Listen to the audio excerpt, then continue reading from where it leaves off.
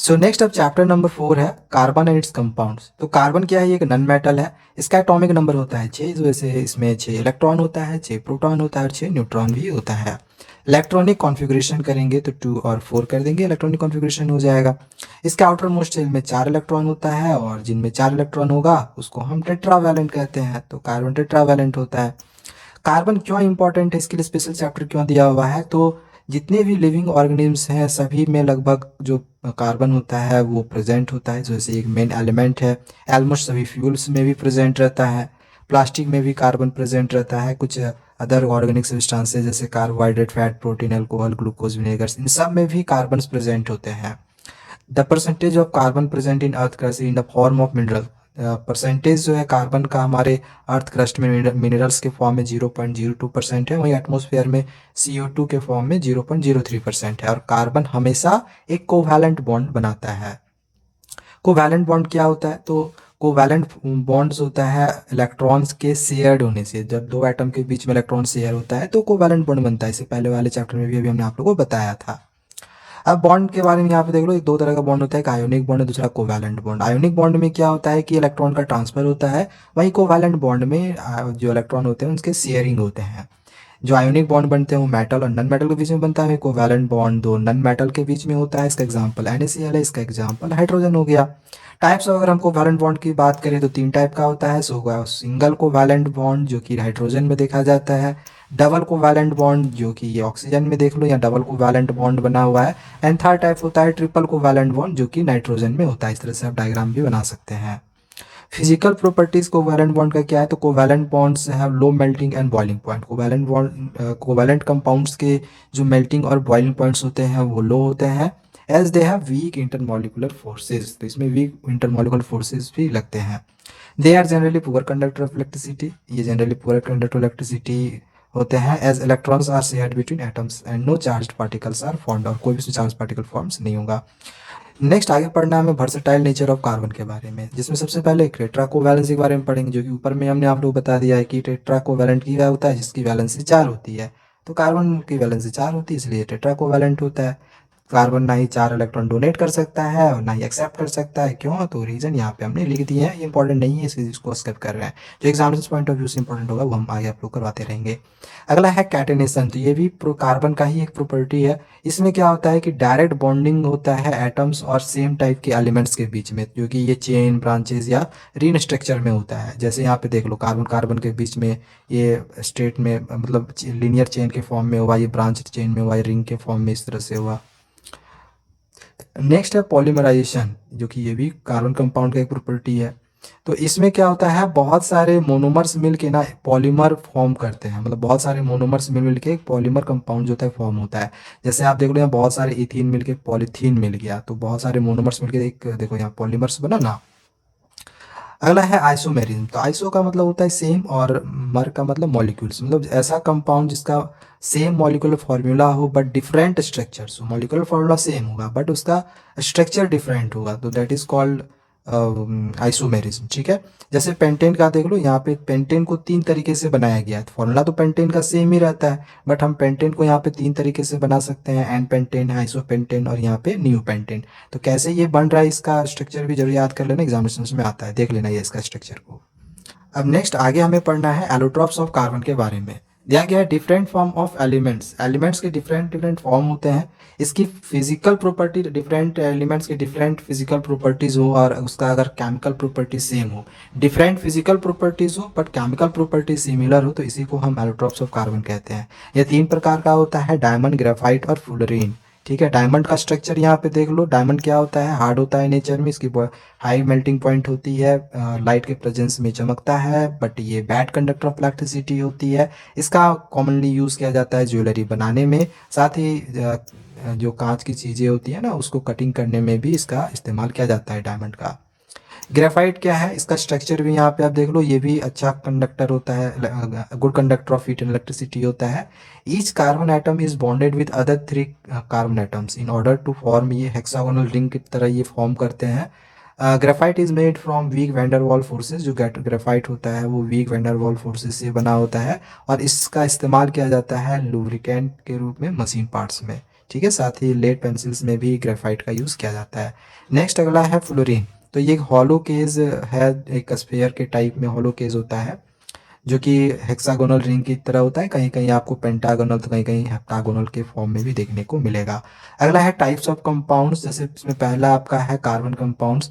तो जो compounds carbon रहेगा, जिसमें कार्बन रहेगा दैट इज कार्बन कंपाउंड्स, उसके साथ कुछ भी रह सकता है।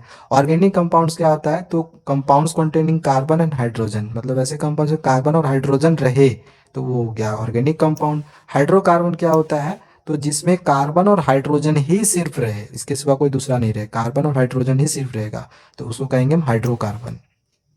अब हाइड्रोकार्बन का क्लासिफिकेशन कैसे किया गया है, इसको अच्छे से याद रख लेना, ये बहुत ही इंपॉर्टेंट है। हाइड्रोकार्बन को दो भाग में बांटा गया है, एक है साइक्लिक या फिर एलिफेटिक इसको कहा जाता है, दूसरा है कार्बोक्सिलिक या फिर साइक्लिक। ये रिंग टाइप में होगा, ये चेन टाइप में होगा।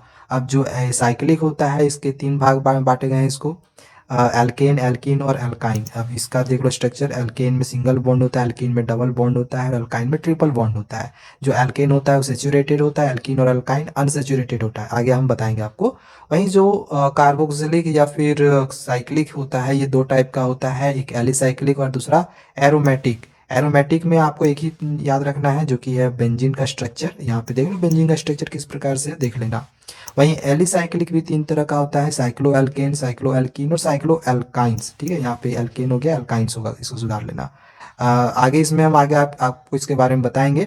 फिलहाल यहाँ पे एल्केन, एल्कीन और एल्काइन के बारे में दे दिया है। एल्केन का जो जनरल फॉर्मूला होता है वो CnH2n+2 होता है, एल्कीन का CnH2n होता है और एल्काइन का CnH2n-2 होता है। अब कुछ कुछ प्रीफिक्सेस जो है आपको ये भी याद रखना है, जैसे मिथ सी अगर एक होगा तो आपको लेना है मिथ, अगर C2 रहेगा तो इथ, C3 के लिए प्रॉप, C4 के लिए ब्यूट, इस तरह से आगे यहाँ पे पेंट, हेक्स, हेप्ट, ऑक्ट ऐसे करके हम लोग लगाते हैं। ठीक है, अब जैसे मान के चलिए आपको निकालना है एल्कीन का कोई एक फॉर्मूला ले लेते हैं। जैसे मान के चलो पेंटीन आपको फॉर्मूला बनाना है, तो पेंटीन के लिए C कितना लेना है आपको 5। तो अगर यहाँ पे C की जगह पे N के जगह पे अगर आप 5 ले लिए तो यहाँ पे भी अगर 5 रख दोगे तो 2N के जगह पे 5 रखोगे ना, 2 5 से कितना होगा 10। तो यहाँ पे पेंटीन का फॉर्मूला क्या बन जाएगा C5H10। तो आप इस फॉर्मूला से किसी भी कंपाउंड को, आप कार्बन से बने किसी भी कंपाउंड या किसी भी हाइड्रोकार्बन को फाइंड कर सकते हो, अल्केन, एल्कीन और एल्काइन का। ठीक है, टाइप्स ऑफ हाइड्रोकार्बन में आ जाते हैं जो कि हम ऊपर में आप लोग बता दिए हैं। एक सैचुरेटेड होता है, अनसैचुरेटेड होता है। अब जो सैचुरेटेड होता है इसमें सिर्फ एक ही है एल्केन, अनसैचुरेटेड में अल्काइन और एल्कीन होगा। ठीक है, इसमें क्या होगा, सिंगल बॉन्ड बनता है कार्बन एटम्स के बीच में, जो कि आप यहाँ पे देख रहे होंगे। यहाँ पे इसके बहुत सारे एग्जाम्पल भी है, सीथेन, मीथेन, इथेन, प्रोपेन, ब्यूटेन, ये सब का। अनसेचुरेटेड हाइड्रोकार्बन का अगर बात करें तो एल्कीन और एल्काइंस होता है, इसमें डबल और ट्रिपल दोनों बॉन्ड्स होते हैं। एल्कीन और एल्काइन ये हाइड्रोकार्बन ने बता ही दिया, एल्कीन में डबल बॉन्ड होता है, एल्काइन में ट्रिपल बॉन्ड होता है। साइक्लो एल्केन जो कि ऊपर में हमने आप लोगों को बताया था, साइक्लो एल्केन के बारे में नीचे बताएंगे। इसमें बस आपको एक ही पढ़ना है, इसमें ये सब देखो यहाँ पे मैं आपको दिखा दे रहा हूँ। इसमें आपको साइक्लो एल्केन, साइक्लो एल्कीन और साइक्लो एल्काइंस है। ठीक है, एल्काइंस, तो ये दोनों आपके सिलेबस में नहीं है, आपको नहीं पढ़ना, आपको ये सिर्फ पढ़ना है साइक्लो एल्केन्स। तो यहाँ पे मैं आपको साइक्लो एल्केन्स के बारे में बता रहा हूँ। तो देखो साइक्लो एल्केन्स का पहला जो मेंबर होता है वो क्या होता है, साइक्लो एल्केन का पहला मेंबर है साइक्लोप्रोपेन। अगर आप साइक्लो इथेन या साइक्लो मीथेन बनाओ तो बनेगा ही नहीं भाई। ठीक है, तो ये याद रख लेना कि पहला जो मेंबर होता है साइक्लो एल्केन का वो क्या है, साइक्लोप्रोपेन। जब तक कि 3 कार्बन नहीं आएगा ये रिंग टाइप में बनेगा कैसे। ठीक है, तो साइक्लोप्रोपेन, साइक्लोब्यूटेन, साइक्लो ब्यूटेन का और साइक्लोपेंटेन, ये सब का स्ट्रक्चर जो है किस प्रकार से है आप यहाँ पे देख सकते हो। अगला फंक्शनल ग्रुप के बारे में पढ़ना है आपको। बहुत सारे नोमेनक्लेचर के लिए ये सब सारी चीज़ें सीखनी है, नोमेनक्लेचर के लिए स्पेशल वीडियो आएगी। ठीक है, मैं इसको यहाँ पे स्किप करूंगा, चाहो तो आप फंक्शनल ग्रुप ये सब सारा याद कर सकते हो। ठीक है, ये सब हैलोजन के फंक्शनल ग्रुप, प्रीफिक्स और इसका एग्जांपल है सारा हमने दे दिया है। इसको मैं सिर्फ दिखा रहा हूँ, इसको मैं भी स्किप कर रहा हूँ। इसके लिए स्पेशल वीडियो आएगी, नोमेनक्लेचर के लिए स्पेशल वीडियो आएगी, तब तक चैनल को सब्सक्राइब करके रखे रहना। ठीक है, IUPAC नेम भी उसी में सिखाऊंगा। ठीक है, उसी में आप IUPAC नेम सिखाऊंगा, जिसमें नोमेनक्लेचर के लिए अलग वीडियो आएगी और उसमें मैं आप लोग को IUPAC नेम सिखा दूंगा। ओके, तो इस चीज़ को हम स्किप करेंगे यहाँ पे। अगला है होमोलोगस सीरीज। होमोलोगस सीरीज क्या होता है, तो group of compound having same general formula and same functional formula is called homologous series.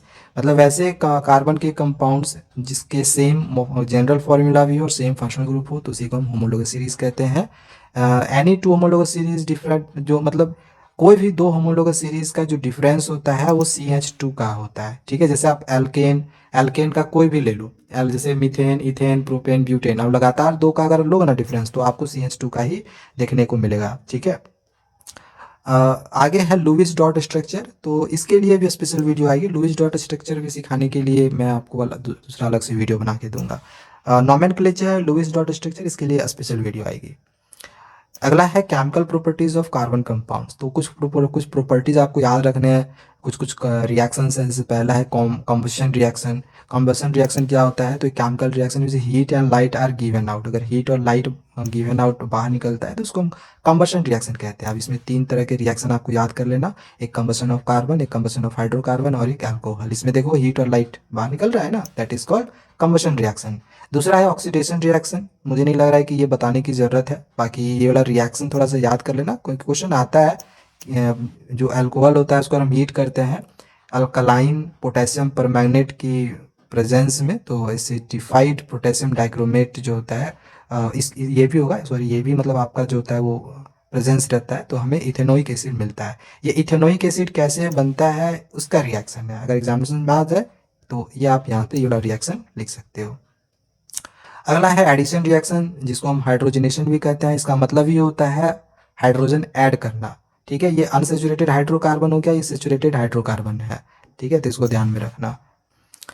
Next है सब्स्टिट्यूशन रिएक्शन। इसमें क्या होता है, सब्स्टिट्यूशन रिएक्शन में हाइड्रोजन को मतलब जैसे CH4 है तो इसमें से हाइड्रोजन 4 है ना, हाइड्रोजन इसमें 4 है, तो 4 में से एक हटा दिए और एक हटाने की जगह जिसको हटाएं उसके जगह पे एक हम दूसरा फंक्शनल ग्रुप जोड़ दिए, तो that is called substitution reaction, ठीक है। जैसे CH4 में हम एक Cl2 जोड़ दिए तो CH3 और HCl मिल गया, मतलब एक इसमें से हम हाइड्रोजन हटा दिए उसके जगह पे हम क्लोरीन ऐड कर दिए तो मिथाइल क्लोराइड हो गया। इसी प्रकार से अगर हम इसमें अगर H6 रहता मतलब इथाइल रहता तो इथाइल क्लोराइड हो जाता, ठीक है। नेक्स्ट आगे आते हैं जो कि है इंपॉर्टेंट कार्बन कंपाउंड्स में कुछ कुछ आपको इंपॉर्टेंट कार्बन कंपाउंड्स पढ़ना है, जिसमें एक है इथेनॉल, तो ये अल्कोहल फैमिली में आता है। इसका मॉलिक्यूलर फार्मूला C2H5OH होता है। ये न्यूट्रल होता है नेचर में, कलरलेस होता है, अच्छी स्मेलिंग होती है, बर्निंग टेस्ट होता है, और इथेनॉल का इस्तेमाल किया जाता है मेडिसिन में सच एज कफ सिरप्स और बहुत सारे टॉनिक्स में भी। इसका रिएक्शन यहाँ पे अगर चाहो तो आप इसको याद कर सकते हो, आपकी मर्जी। डिहाइड्रेशन का ये रिएक्शन है, इसको भी चाहो तो आप याद कर सकते हो। अगला है इथेनोइक एसिड, जिसे हम एसिटिक एसिड भी कहते हैं। ये कार्बोक्सिलिक एसिड फैमिली के ग्रुप में आता है। इसका मॉलिक्यूलर फार्मूला है CH3COOH। ये एसिडिक होता है नेचर में और ये वीक एसिड होता है। अब इथेनोइक एसिड के कुछ कुछ यहाँ पे केमिकल रिएक्शन देख लो, बहुत ही इंपॉर्टेंट है। स्टरीफिकेशन क्या होता है, तो जब इथेनोइक एसिड रिएक्ट करता है इथेनॉल से तो ईस्टर मिलता है। ईस्टर कैसे मिलता है, इथेनोइक एसिड अगर इथेनॉल से रिएक्ट करे तो ईस्टर मिलता है। अब ईस्टर का देख लो, ये फॉर्मूला होता है, इसको भी याद रख लेना। इथेनोइक एसिड इथेनॉल से रिएक्ट करके देखो यहाँ पे ईस्टर मिला। अच्छा, ईस्टर का कहाँ पे यूज़ होता है, तो ईस्टर का इस्तेमाल किया जाता है। सबसे पहले तो जानो ईस्टर होता क्या है, एक स्वीट स्मेलिंग सब्सटेंस होता है और इसका यूज किया जाता है परफ्यूम वगैरह बनाने में या फिर कुछ फ्लेवरिंग एजेंट्स में भी, ठीक है। नेक्स्ट अगला है सैपोनिफिकेशन। ये ईस्टर का फॉर्मूला है। सूप कैसे बनाया गया, तो ईस्टर को NaOH के प्रेजेंस में, यहाँ आप देखो प्रेजेंस के साथ में हम ऐड किए तो इससे हमें इथेनॉल मिल गया और साथ साथ से सोप भी मिल जाता है। और सोप बनाने के अलग अलग और भी यहाँ पे आपको मैं जो रिएक्शंस है वो दिखा दे रहा हूँ, किसी भी रिएक्शन से सोप को बना सकते हो। नेक्स्ट सोप्स एंड डिटर्जेंट्स, इनके बारे में पढ़ लेते हैं। तो soaps only work well in soft water. Soaps होता है सिर्फ सॉफ्ट वाटर में ही सही से वर्क कर पाता है, जबकि डिटर्जेंट जो होता है वो सॉफ्ट और हार्ड दोनों तरह के वाटर में अच्छे से वर्क करता है। हार्ड वाटर क्या क्या है इसके बारे में यहाँ पे समझ लेते हैं। It is a very high amount of salt like calcium and magnesium. इसमें काफ़ी हाई अमाउंट में साल्ट इसमें प्रेजेंट रहता है, लाइक कैल्शियम और मैग्नीशियम के। जब सोप को हार्ड वाटर में ऐड किया जाता है तो कैल्शियम और मैग्नीशियम आयंस फॉर्म कर लेते हैं कि इनसॉल्युबल प्रोडक्ट, जिसको हम स्कम कहते हैं। और ये जो स्कम है वो साफ नहीं करने देते हैं आसानी से। लेकिन वहीं अगर हम डिटर्जेंट्स का इस्तेमाल करते हैं तो इनसॉल्युबल स्कम जो होता है वो नहीं फॉर्म कर पाता है, ठीक है। तो बस यही है, तो इस वजह से डिटर्जेंट जो होता है can only be used in hard water but not soap. अच्छा, सोप जो होता है वो बायोडिग्रेडेबल होता है, मतलब इन्वायरमेंट के लिए अच्छा होता है। वहीं जो डिटर्जेंट्स होता है नॉन बायोडिग्रेडेबल होता है, यानी कि वो इन्वायरमेंट के लिए अच्छा नहीं होता है, पॉल्यूट भी करता है। They have weak cleansing action. Soap उतना अच्छा से साफ नहीं कर पाता है कपड़ों को। ऐसे भी हम लोग सोप का इस्तेमाल थोड़ी करते हैं साफ करने के लिए, डिटर्जेंट का करते हैं ना। तो इस वजह से जो डिटर्जेंट्स होता है वो स्ट्रॉन्ग क्लीनिजिंग एक्शन करता है। अब कैसे ये क्लीनिजिंग एक्शन करता है सोप? तो सोप मॉलिक्यूल्स, सोप के दो मॉलिक्यूल्स होते हैं। एक होता है आपका हाइड्रोफिलिक, इसको आयोनिक भी कहते हैं, ये वाटर लविंग होता है। वो एक होता है हाइड्रोफोबिक, ये वाटर हेटिंग रहता है, पानी से दूर जाएगा। ये एक लॉन्ग हाइड्रोकार्बन चेन की तरह रहता है। ये देख लो यहाँ पे, ये हाइड्रोफिलिक एंड है, ये आपका हाइड्रोफोबिक एंड है। सोप का ये स्ट्रक्चर है, हालांकि उतना नेसेसरी नहीं है, आप चाहो तो याद कर सकते हो, बट उतना नेसेसरी नहीं है। अब आगे यहाँ पे दिया गया है कि सोप वर्क किस तरह से करता है, कैसे कपड़ा साफ होता है। तो जब सोप को वाटर में ऐड किया जाता है तो जो सोप के मॉलिक्यूल्स होते हैं एक स्फेरिकल शेप फॉर्म कर लेते हैं, जिसको हम मिसेल्स कहते हैं। अभी ऊपर हमने क्या बताया कि इसके दो एंड होते हैं, हाइड्रोफोबिक और एक होता है हाइड्रोफिलिक। तो जो पानी से दूर जाता है वो इस डर्ट के पास आ जाएगा, जो पानी लविंग होगा वो पानी के साथ मिल जाएगा। तो जितना दूर जाएगा, जो हाइड्रोफोबिक होता है वो दूर जाएगा तो इस डर्ट के पास आएगा और ये इस तरह से साफ कर देता है। तो वही चीज़ यहाँ पे है, साफ करने का काम कौन करता है? हाइड्रोफोबिक पार्ट, इसको याद रखना। ठीक है, तो ये चैप्टर भी आप लोग का यहाँ पे कंप्लीट